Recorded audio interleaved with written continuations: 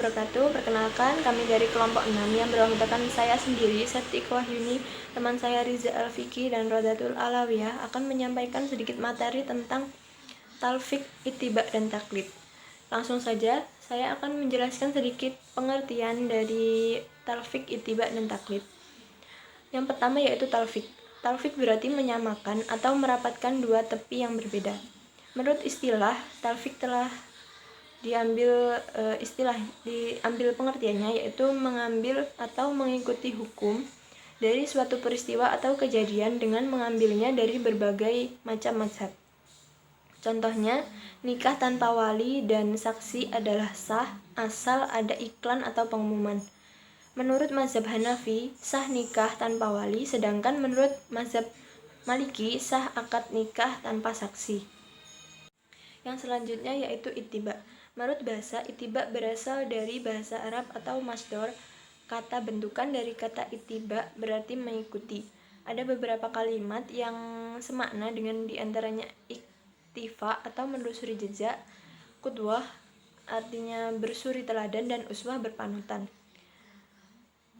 Dikatakan mengikuti sesuatu jika berjalan mengikuti jejaknya dan mengiringinya. Dan kata ini berkisar pada makna menyusul, mencari, mengikuti, meneladani, dan mencontoh. Sedangkan menurut istilah, ittiba adalah mengikuti pendapat seseorang, baik itu ulama atau yang lainnya, dengan didasari pengetahuan dalil yang dipakai oleh ulama tersebut. Yang selanjutnya yaitu taklid. Kata taklid secara bahasa berasal dari kata kolada, yukolidu, dan taklidan, mengandung arti mengalungi, menghiasi, meniru, menyerahkan, dan mengikuti. Taklid juga dapat didefinisikan sebagai menerima pendapat orang lain dengan tidak mampu mengemukakan alasannya. Seseorang yang bertaklid seolah-olah menggantungkan hukum yang diikutinya dari seorang mujtahid. Sedangkan menurut istilah taklid, ulama berbeda redaksi dalam mendefinisikan taklid. Definisi taklid yang diambil oleh mayoritas ulama usul fikih yaitu menerima atau mengikuti perkataan orang lain dengan tidak bersifat hujjah. Hubungan antara talfik, ittiba, dan taklid. Adanya talfik adalah mengikuti serta mengambil sebuah hukum mengenai peristiwa dari berbagai mazhab. Talfik merupakan sebutan cara bagi seseorang dalam beribadah dengan mengikuti salah satu pendapat dari mazhab, tetapi ia juga mengikuti pula mazhab lainnya dalam hal pokok atau salah satu bagian tertentu. Ittiba adalah mengambil atau menerima perkataan seseorang faqih atau mujtahid dengan mengetahui alasannya serta tidak terkait pada salah satu mazhab dalam mengambil suatu hukum berdasarkan alasan yang dianggap lebih kuat dengan jalan membanding. Sedangkan talfik adalah mengamalkan suatu hukum yang terdiri dari dua mazhab atau lebih, atau dapat dikatakan bahwa talfik adalah mencampur adukkan hukum yang ditetapkan oleh suatu mazhab dengan mazhab lainnya. Hubungan tablik kepada para ulama sebagai berikut. Menurut Imam Abu Hanifah, beliau merupakan cikal bakal ulama fikih. Beliau mengharamkan orang mengikuti fatwa jika orang itu tidak mengetahui dalil atau fatwa itu. Menurut Imam Malik bin Anas, beliau melarang seseorang bertaklid kepada seseorang walaupun orang itu adalah orang yang terpandang atau mempunyai kelebihan. Setiap perkataan atau pendapat yang sampai kepada kita harus diteliti terlebih dahulu sebelum diamalkan kepada seseorang lainnya. Menurut Imam Asy-Syafi'i, beliau murid dari Imam Malik. Beliau mengatakan bahwa beliau akan meninggalkan pendapatnya pada setiap saat ia mengetahui bahwa pendapat itu tidak sesuai dengan hadis Nabi Shallallahu Alaihi Wasallam.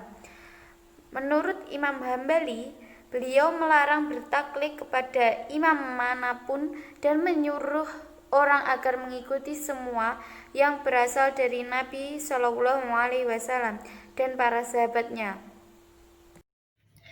Selanjutnya adalah perbedaan antara talfik, ittiba, dan taklid.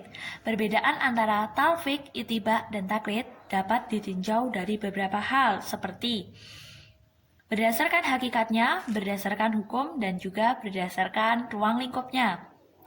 Pada hakikatnya, talfik merupakan beramal dalam urusan agama dengan memperhatikan mazhab.